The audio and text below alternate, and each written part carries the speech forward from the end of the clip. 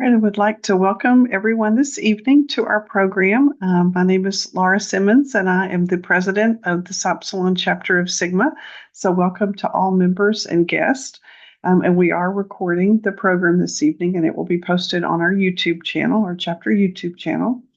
Um, and I would like to recognize the chair of our chapter program committee, Dr. Lisa Linville, and our chapter vice president, Dr. Ron Carpio, for their work in making this program possible. So it is an honor this evening for me to welcome our speaker, Dr. Corbett Brown. Corb is the department chair for the FNP program at Western Governors University, or WGU. And Corb is an Arizona native, currently residing in Santan Valley, Arizona, with his wife, his dog, Redford, and his cats, Bootsy Collins and Ziggy Stardust. Love those names.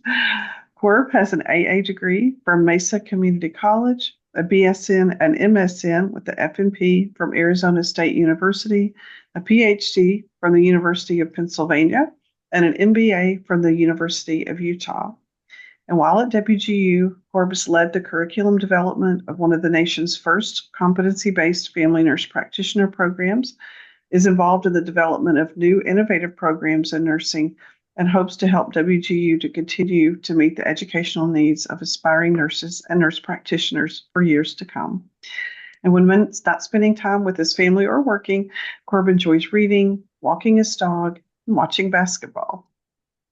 So again, thank you so much, Corb, for being here with us, and I will turn it over. And thank you to Kristen McVeary for monitoring our technology this evening. Welcome, Corb. Well, thanks so much, Laura, and thank you to this group for inviting me. This is hopefully going to be a fun discussion that we'll have together about the current state of nursing, the near state of nursing, and then the future state of nursing. And to start out, so as Laura mentioned, I'm an Arizona native, and I grew up in Tempe, Arizona.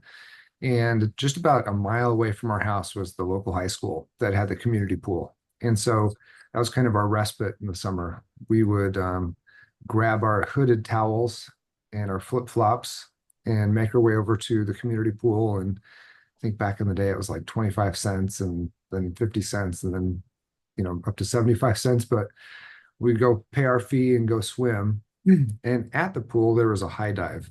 And as like a little guy, I'd climb up there and get to, the edge of the high dive and look down and just had that like those butterflies in my stomach. I'd seen my older siblings jump off and others from the neighborhood jump off. But until I went through that myself, it was always just kind of this nerve-wracking, anxious experience. And it did take, that courage to take that leap. And so that's what I'd like to talk about tonight together is taking the leap individually and as a profession into the future of nursing and the future of caring for others. Next slide, please. So we can't have a discussion about nursing without talking about Florence Nightingale. If Nike was available back then, I'm sure that they would have sponsored her footwear, and she would have been known by Flo. But she took a giant leap, and her leap, of course, was during the Crimean War. She had the courage to look at what was going on with the mortality rates and to think outside the box, to challenge tradition.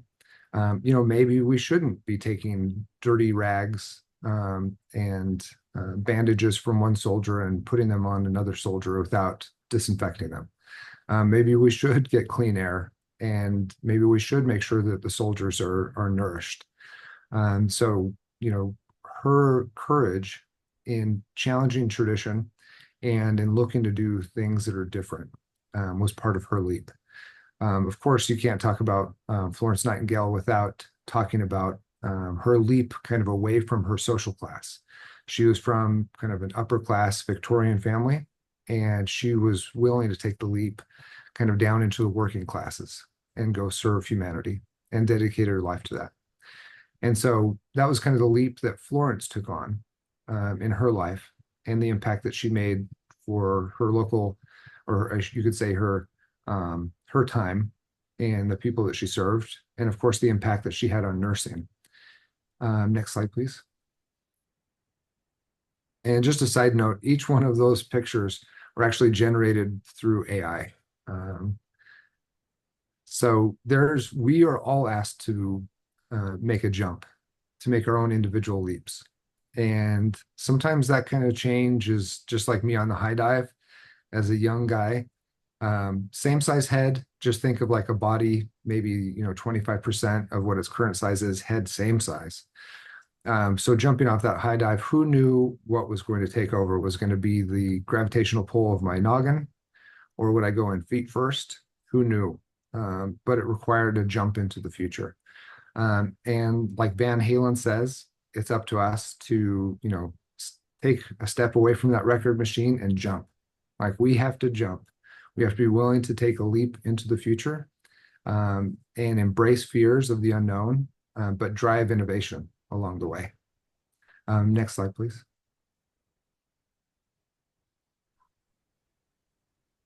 So as we look at the future, there are some really big calls. So in terms of nursing in our nursing workforce, we are needing to turn over about 60% of our current workforce in the next 10 years. So on paper, it looks like, oh, we only need to grow by about 200,000 nurses. But when you look at the attrition of nurses leaving the workforce each year due to burnout or retirement, we're really needing to increase almost by 200,000 nurses each year or per annum for the next 10 years. Again, this is not just driven by the burnout and retirement rates of current nurses, but the population growth in the United States that's driving the increasing needs for nursing care at all levels. The grain of America, and you'll see that I left an extra A on there, and you might think, is that a call out to our Canadian nurses? It's not just a typo, and they would say, no, that's not how you write A. It's EH. But we really do. The demographics of the United States are shifting. You can see it with the Golden Bachelor and the Golden Bachelorette and other programs that are celebrating really our older adults in the community.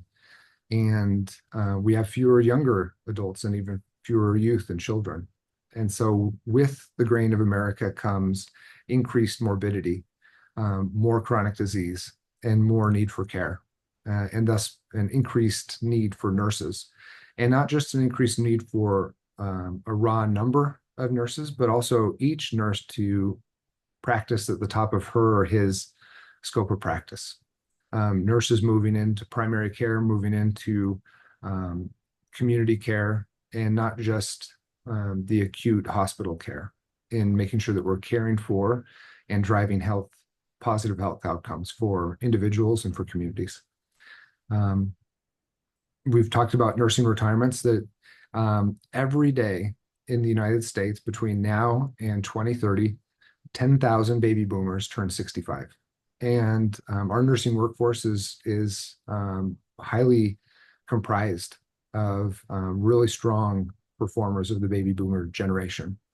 And so each year or each day, we have hundreds, if not, thousands of our nursing staff that are reaching retirement age. And with them, when they retire, they take historical knowledge, they take immense amount of skill and mentorship. And so we have to make sure that we harness our total workforce, and especially those that are nearing retirement that have such valuable insights. And then we have early exits from the profession. And this is a lot driven by the pandemic. But there are also some self-inflicted wounds here that are driven by our profession and by the systems that tend to chew up and spit out our young nurses. One thing I want to highlight on this slide, and these facts come from the Bureau of Labor Statistics around registered nurses. The job outlook for the next 10 years is a 10% increase.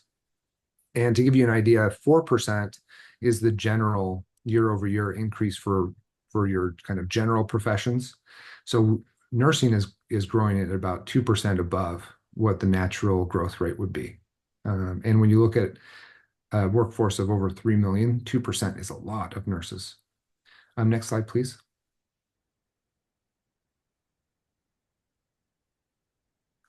And you could say that very similarly with our nurse practitioner, team members, that there's a even greater demand. So with registered nurses, there was a high demand, 6% in growth rate over that 10-year period. For our nurse practitioner workforce, the growth rate is at 40%.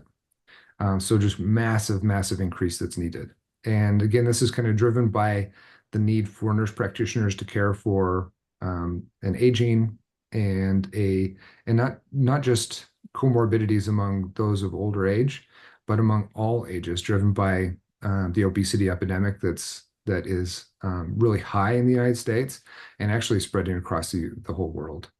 There are over 2 billion individuals across the world that are dealing and suffering from obesity currently. And that includes all the way down to adolescents and children. And so massive need for providers that can drive holistic care. And that's the bread and butter, pardon the pun, of nurse practitioners, is driving that holistic care, taking into account as many aspects of the patient's life and social determinants of health and helping them to drive better health outcomes.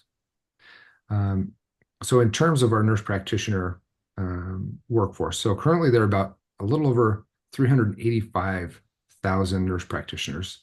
So in the last year, about 39 to 40,000 more nurse practitioners that have graduated and entered the workforce.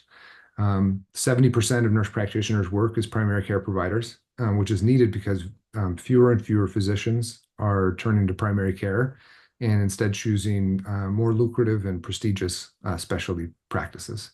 So there's massive need for nurse practitioners. Next slide, please.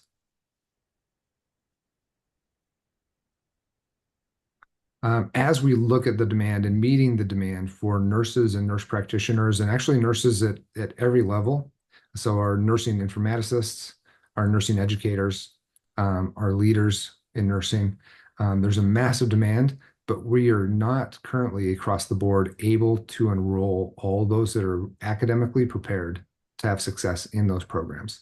So we, in total, cumulatively, we turn away almost 66,000 qualified applicants each year.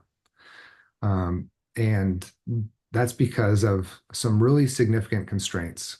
Constraints in the number of faculty to serve those prospective students, the space to educate those prospective students, including clinical sites, and then the funding to educate those students. So during the Great Recession, state governments started to tighten their proverbial budgetary belts.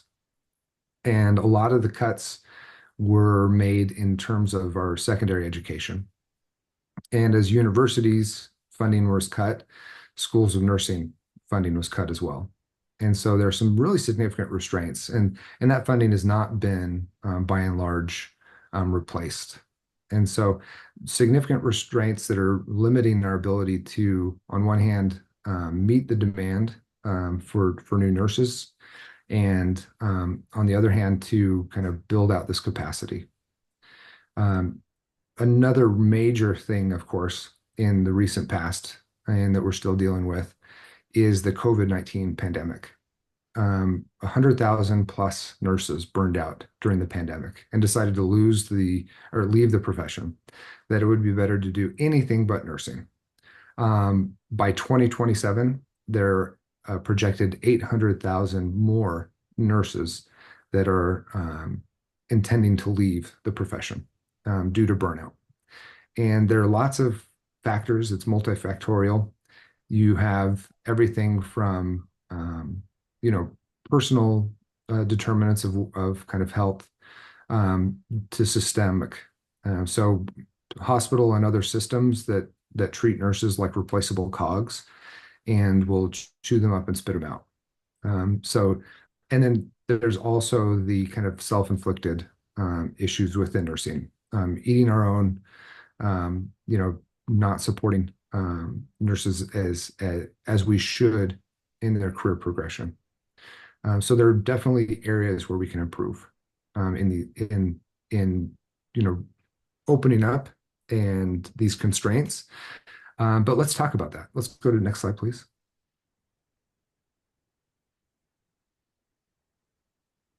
So one of my favorite shows growing up was the A Team. And the A Team, if you can recall this show that ran from I think the early to mid 80s, you had four or five, depending on this season, members of the team, and each member brought a unique set of skills. And in each episode, each of those skills would work together to find solutions to problems and kind of save the day. And oftentimes they, like what you see in the picture on the left, I think to me, it looks like a Cadillac Eldorado, maybe like a 68, that B.A. Baracus and Face have turned into a tank. And so they basically found themselves, holed up in some garage. There's the baddies are outside trying to get them, and they pull together all their knowledge, all their skills, scrap metal. There always tends to be kind of like a welding torch laying around. I don't know, maybe it was like really more common in the 80s. And they end up putting together some kind of contraption to save the day. Um, we are kind of in the same situation in nursing. We find ourselves kind of like constrained by, again, funding, by placements, by, clinical sites, by kind of the brick and mortar capacity, and then faculty capacity. And we have to think through these constraints and innovate through the constraints. This is actually supported by innovation literature that if there are too many constraints, it actually will stifle innovation. But if there is kind of like this sweet spot of constraints where there's still the ability to navigate, there's still ability to innovate, you can actually develop innovative, unique solutions to save the day, like the A Team. On the other end, if there were no constraints, we would basically just do what we've done in the past, irrespective of if it's the most efficient thing to do. And so oftentimes when we think of constraints, it's very negative, and we look at them as hindrance to progress. But what I would ask us to do is to look at constraints and think of them as guideposts for innovation. That we, as just like the A Team, if we put our minds together, bring together our unique insights and experiences and knowledge and skills, and take into account those constraints, which could be financial, they could be constraints on time, they could be constraints on actually the number of our team members, that we can actually find innovative ways to meet the demands of the future. And there are lots of examples of this, like GE, and I can't recall off the top of my head, but like some of their EKG machines, the first ones they developed, it took millions of dollars to develop, and they were large machines that weren't portable. And their team, they called together just a small number of engineers and said, we're going to give you like 10% of what the original budget was for the first EKG machine, and you need to create an EKG machine that's actually portable, that can be taken into rural areas. And guess what? You only have 8 months to do it. And they were successful. So they were able to, with a fraction of the money, a fraction of the time, and with a smaller group of team members, to be able to meet that call for innovation. And so we have the same issues in nursing. We're going to have to do a lot more with less. And the answer is not a pizza party. The answer is giving us the freedom, like flow, to take that leap, to throw off tradition, and to think of things differently. Next slide, please.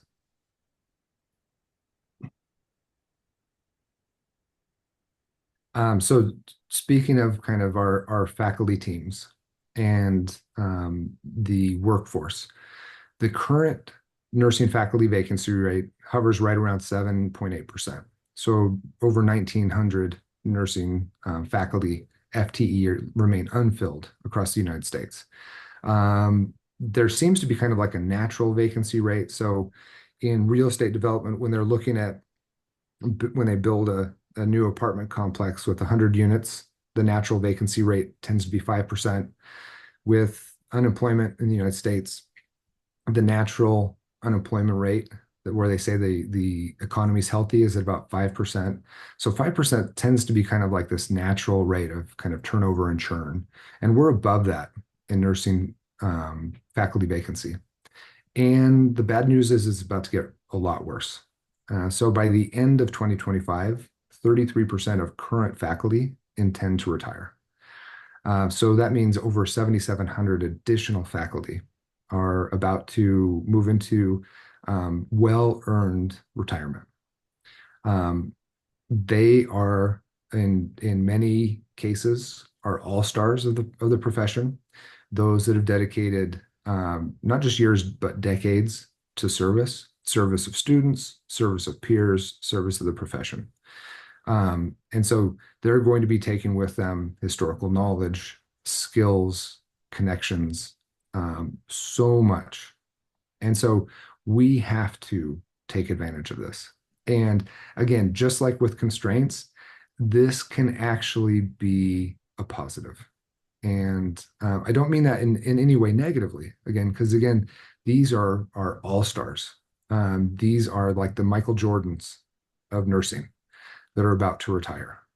And so we have to look at the situation and think of ways that we can make the moment positive for nursing. Next slide, please.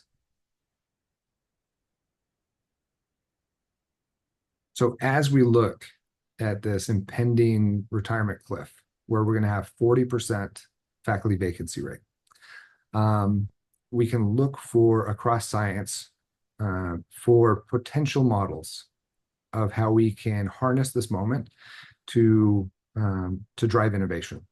And I don't mean this to be morbid, but there is research around the early demise of key scientists and how it actually led to increased innovation. And so with this, I don't mean that we need to go out and start to like knock off our colleagues, like no way. In fact, we should incentivize as many colleagues to stay as possible. But seeing that there's going to be a large group of our colleagues that are going to retire in nursing academics, we should look to as many models as possible of how we can be positively embrace the moment. So in this research, so Max Planck was a German physicist well over 100 years ago, actually. And he coined the term that science progresses one funeral at a time. And he said it kind of tongue in cheek, but also he truly believed it. In that, his thinking was that when new blood comes into a profession, they bring with them new, different experiences and new ways of thinking, and that it drives, one step at a time. A less morbid way of saying this is that we stand on the shoulders of those that came behind us. In their research, Azoulay, Fons Rosen, and Graf Zeven wanted to test this. And so they looked across the social sciences, and they looked for key scientists or researchers, all stars in the field, that had unfortunate early demises. And if you think about it, they had a kind of the core all-star. They had key collaborators with them, and they were the ones that were driving threads of knowledge within their domain. When that all-star had an early demise, it wasn't their colleagues that picked up the proverbial kind of ball to run with it. It was external entrants from outside of that domain. And those external entrants or outsiders brought with them unique experiences, brought different knowledge sets and solutions that were able to then be applied to the research questions at hand. And that actually caused the science to leap forward. And so again, I don't mean this in any way like offensive or morbid, but the frank reality is that a lot of all-star nurses are about to retire. And we need to bring in new academic support, or we won't meet the needs, the demands for nurses and nurse practitioners and nurses at all levels. We have to empower them to bring and embrace the knowledge, the skills and the experiences that they've had working outside of academia to drive academia forward, to help us to innovate. So the moment is there for us. We live in times that you could say are kind of depressing, that you could say we've got these really high demands on us and it's going to be really difficult. On the flip side, it could be viewed as really exciting because we're going to be able to do things that we've never done before because we have to succeed. Next slide, please.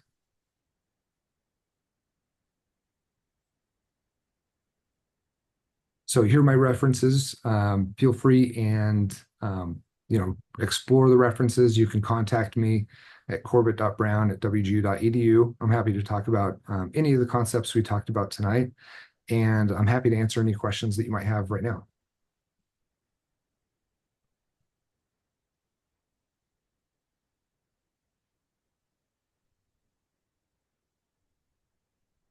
Hi, Corbett. This is Vicki Martin.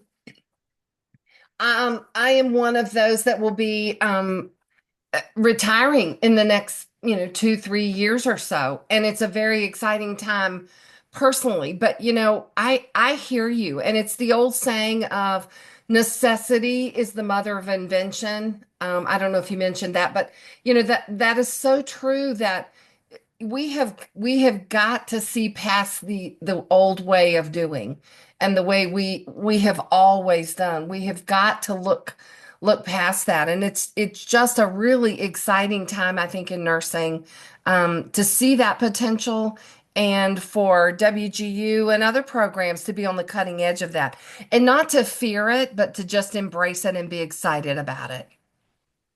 And No, then you better take good care of me because I'm going to need you. old deal, and I'm right behind you. So like in 2030, if you think about it, 2031, it's Gen X. So every day, then it's going to be thousands of Gen Xers that are turning 65. So we're all on the same path. And preliminary congratulations on retirement when that happens, Vicki. Thank you. You're welcome.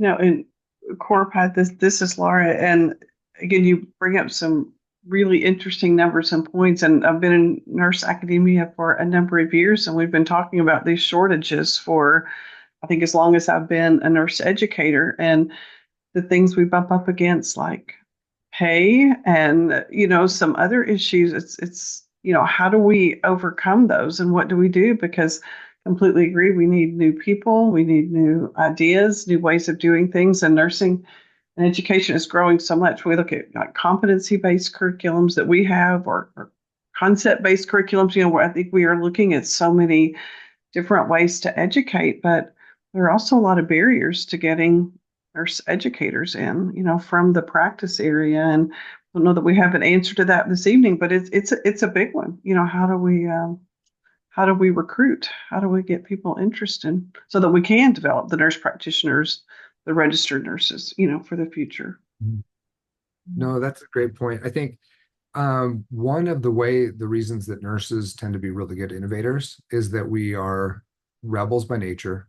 We are willing to think outside the box and take our own path. Like there's no one path in nursing, right? Like in medicine, there's kind of like one path. In so many other professions, there's just one path. In nursing, there's lots of different paths. So everybody has their own journey, which is great for innovation. But one area where we struggle in nursing is wielding the power, the political power of our 3.1 million, strong workforce. If we were able to speak as one voice and wield that power, we could cause so much more change.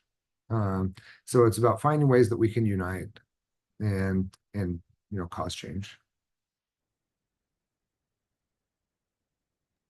Hi, Corb. This is Lisa Linville. I want to thank you so much for presenting this evening. I really enjoyed your presentation.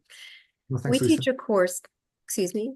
Oh, thank you. Oh, great. Yeah. We teach a course in the core curriculum, DO25, about It's about health policy and providing a platform for nurses to make a difference in addressing a social determinant of health for an at-risk population. But also in that course, we impress upon the students in the cohort and in our interactions the value of our profession and the strength that we have in the number in our profession, and that if we keep allowing others to make decisions for us, we're never going to advance or innovate. So I just wanted to mention that course. I wasn't sure you were aware of it, but we're trying to instill that policy advocacy and that spirit, of inquiry and advancing our profession in that course. No, I love that course and I love those topics.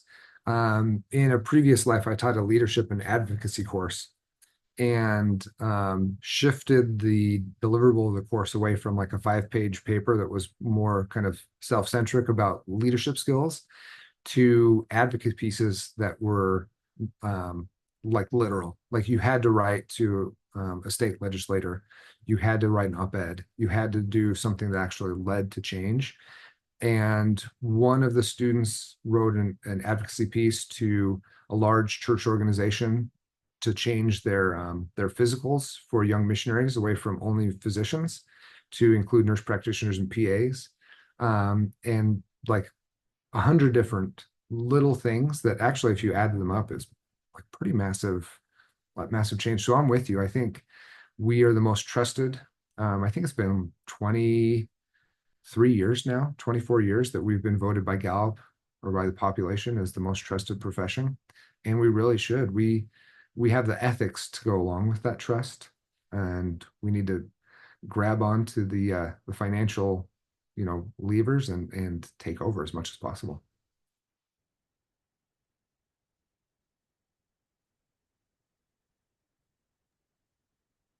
Hi, Corb. It's Krista McVeary. Hey, Thanks. Kristen. Thanks. Yeah. Hey, thanks for this wonderful information. I know we have a great group in here tonight. We could probably solve world problems. But I loved how you touched on it's not just the product that we're putting out as faculty. It's the partnerships and the relationships and that pipeline that we need to really work on so that once they do get into the work setting, they're not eaten alive. They're not leaving, within the first 1 to 3 years. I think there's a lot of opportunities that can be done. And I know WGU is working with a lot of, organizations and trying to do that. I think that it should be an example for many academic and practice settings to develop those partnerships so that we're nurturing new nurses and new nurse practitioners and guiding them and advocating for them and really kind of laying that line so that Vicky can retire and feel safe retiring. Right? No, it's true. Knowing that the nurses is going to come in and take care of each one of us is truly competent. Mm-hmm. Yes. No, I love that. Thanks, Kristen.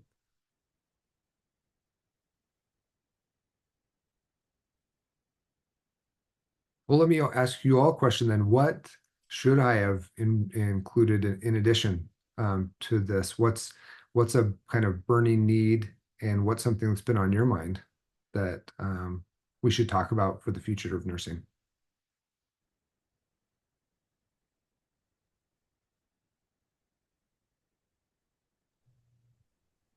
For me, I think the number of those that aren't accepted into programs, right? And I know WGU is really trying to um, open that opportunity to a lot of nurses, but there has to be other strategies so that those that are willing and able and wanting to learn and grow in their profession can have the opportunity.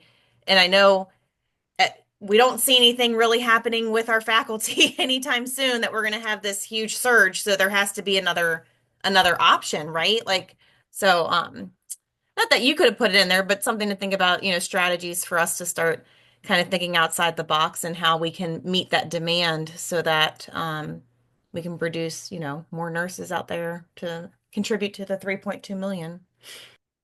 I agree. I agree. Thanks, Kristen. This is Sadaf Korb. Hey, Samantha. How are you?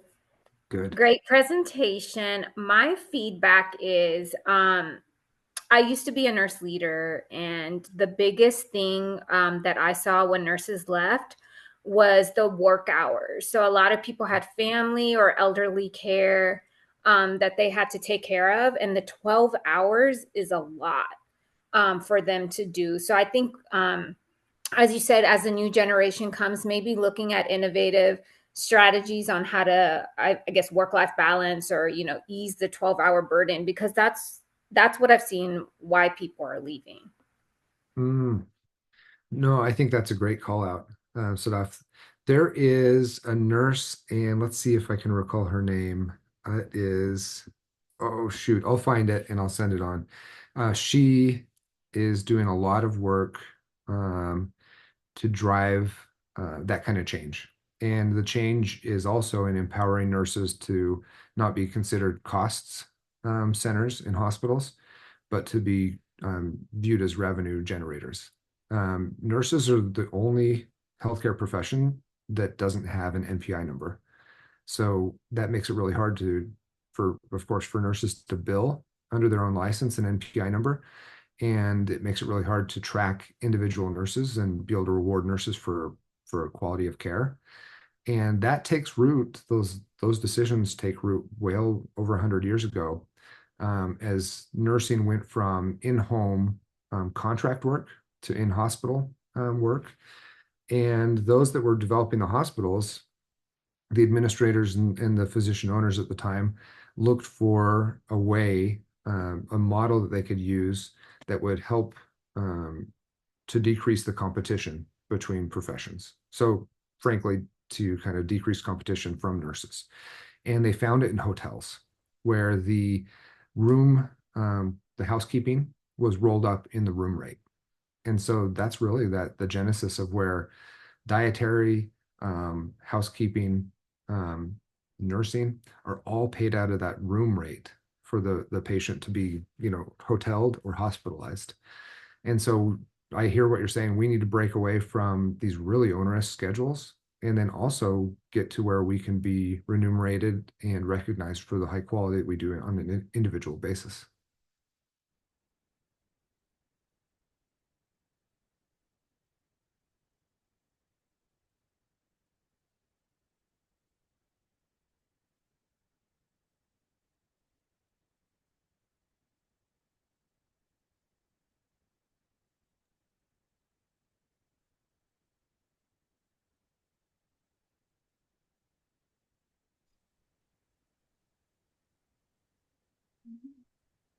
Well, thank you again, Corb, for being here with us this evening. Are there any other comments? This has been a wonderful discussion. I certainly don't want to cut anyone off, but any other comments or questions? Gives us a lot to think about. Yes. And that's very interesting. I hadn't thought about the hotel piece. That I see it now with how we're bundled. But yeah, that's very interesting. Well, thank you all so much. Yeah. Thank you. And again, I'll stop the recording, but we will post this on our YouTube channel for any of our members to find or anyone else. So again, thank you. To help you. Check the link in the description box. Number one, I need to update the website, so don't judge it because it's leaky. But there is a discount code available, so you. All right. Well, thank you again. Thank you everyone for coming. Have a great evening. Yes, Teresa, it was awesome. We appreciate your presentation. Thank you, Corb. Thanks, Laura. Have a good evening. Yeah, thank you all.